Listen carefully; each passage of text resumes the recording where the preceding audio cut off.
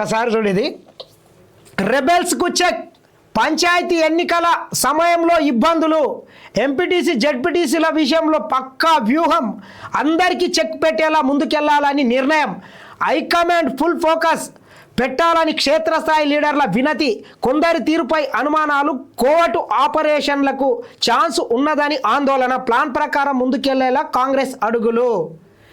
ఏదైతే మొన్న జరిగినటువంటి సర్పంచ్ ఎన్నికల్లో అక్కడక్కడ కొన్ని స్థానాలని బీఆర్ఎస్ పార్టీ గెలిచిందంటే కూడా దానికి కారణం కాంగ్రెస్ పార్టీ. ఎందుకంటే కాంగ్రెస్ పార్టీలో చాలా గ్రామాలల్లో ఇద్దరు ముగ్గురు వేసిండ్రు అన్న కాంగ్రెస్ పార్టీ అంత ఒక్కతను ఉంటే ఎవరు గెలవరు. ఎప్పుడైనా జరిగేది అదే. కాంగ్రెస్ పార్టీలన్నీ ఇద్దరు తయారయ్యి వేరే పార్టీలను గెలిపిస్తారు, సొంతంగా అతల పార్టీ గెలవదు ఎప్పుడైనా. కాంగ్రెస్ వాళ్ళే ఓడగొడతారు. అందుకే ముందుగానే కనిపెట్టినారు. నేను చెప్తున్నా కదా ఇందాక మొన్న జరిగినటువంటి సర్పంచ్ ఎన్నికల్లో బీఆర్ఎస్ కానీ సీట్లు గెలుస్తుండే నాన్న గెలవకూడదు. వాళ్ళు 3000కు పైగా స్థానాలు గెలిచిండ్రు అంటే కూడా కారణం కాంగ్రెసే. ఎందుకంటే చాలా గ్రామాలల్లో ఇద్దరు ముగ్గురు అభ్యర్థులు వేసారు. ఎందుకంటే 10 ఏళ్ల నుంచి వాళ్ళు కూడా ప్రతిపక్షంలో ఉన్నారు కాబట్టి, ఇప్పుడు అది ప్రభుత్వం ఉన్నది కాబట్టి ఎవరు చెప్పి ఈయనకుండా వేసిండ్రు. ఈయనకు కూడా వేసి నీకు దక్కొద్దు నాకు దక్కొద్దు, ఏదో సినిమాలో డైలాగ్ ఉంటుంది, నాకు దక్కది నీకు దక్కొద్దు. అట్లా వీళ్ళు కూడా ఆ రకంగా దక్కకుండా చేసి ఒకరికొకరు కాకుండా చేసి దోనొంక బీచ్ మే తీనొంక పైన ఒక సామెత ఉంది కదా, అట్లా చేసిండ్రు. ఇప్పుడు మాత్రం ఎంపీటీసీ జెడ్పీటీసీ ఎన్నికల్లో మాత్రం ఆ రకంగా చేస్తే ఊరుకునే ప్రసక్తే ఉండదు. కఠిన చర్యలు తీసుకోవాలని చెప్పి కాంగ్రెస్ పార్టీ అనుకుంటుందంట. ఎందుకంటే ఇది కూడా అన్న గుర్తు మీద జరుగుతుంది. గుర్తు మీద జరగడం వల్ల ఏమవుతుంది, దొంగేవాడు దొరేవాడు మానవుడేవాడు మందేవాడేవాడు అనేటటువంటి తెలిసిపోతుంది. సర్పంచ్ ఎలక్షన్ అంటే గుర్తు లేకూడదు కాబట్టి ఇప్పుడు కంపల్సరీ గుర్తు మీద చేయవలసిందే, తెలిసిపోతుంది. మెజార్టీ సీట్లే లక్ష్యం, మున్సిపల్ ఎన్నికల్లో సత్తా చాటుతాం. TPCC chief Mahesh Goud CM Revanth రెడ్డితో ప్రత్యేక భేటీ. టీపీసీసీ విస్తృత స్థాయి సమావేశంపై చర్చ. ఉపాధి హామీ పథకం రద్దుకు నిరసనపై కూడా.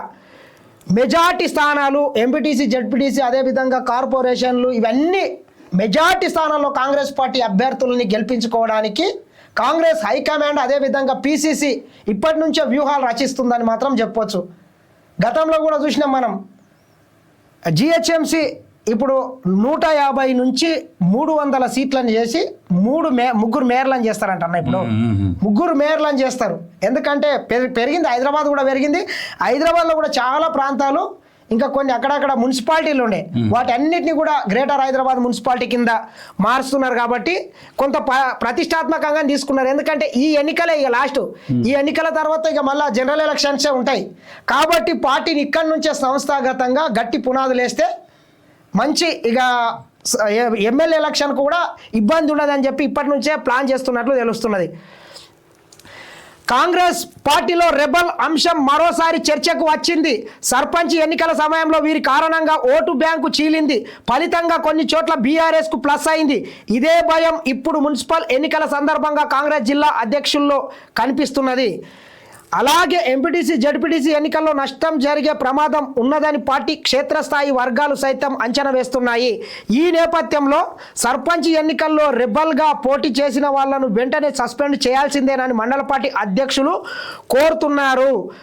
ఆయా లీడర్లపై ఎలాంటి చర్యలు లేకుండా వదిలేస్తే కాంగ్రెస్ ఓటు బ్యాంక్ చీలే ప్రమాదం ఉంటుందని వివరిస్తున్నారు.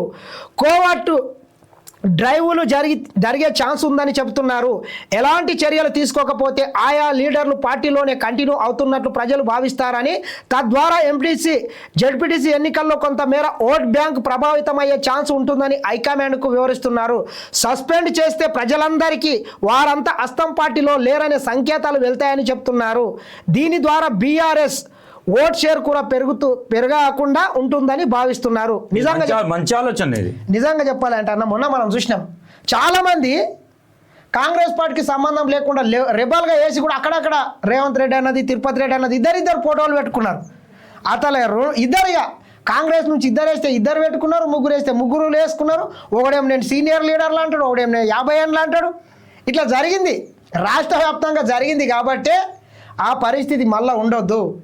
ఖచ్చితంగా ఎవరు అవునన్నా కాదన్నా అందరు ఏకదాటి మీదికి వచ్చి పార్టీ ఉంటేనే మనమన్నా, అంతే కదా. పార్టీ లేకుండా పార్టీ నోడగొట్టి ఇక ఎవరినో గెలిపిస్తే మనకెందుకు ఉంటుంది.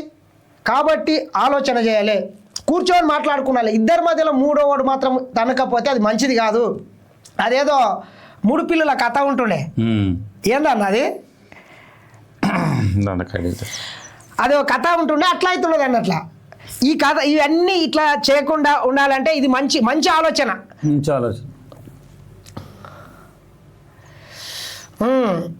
ఫిబ్రవరి 1న కేంద్ర బడ్జెట్ ఆదివారం రావడంతో తేదీ మార్పుపై ప్రచారం. అలాంటిదేమీ లేదని సిసిపిఏ ప్రకటన. షెడ్యూల్ ప్రకారమే బడ్జెట్. ఈ నెల 31 నుంచి పార్లమెంటు సమావేశాలు. ఈ నెల అంటే జనవరి 31 నుంచి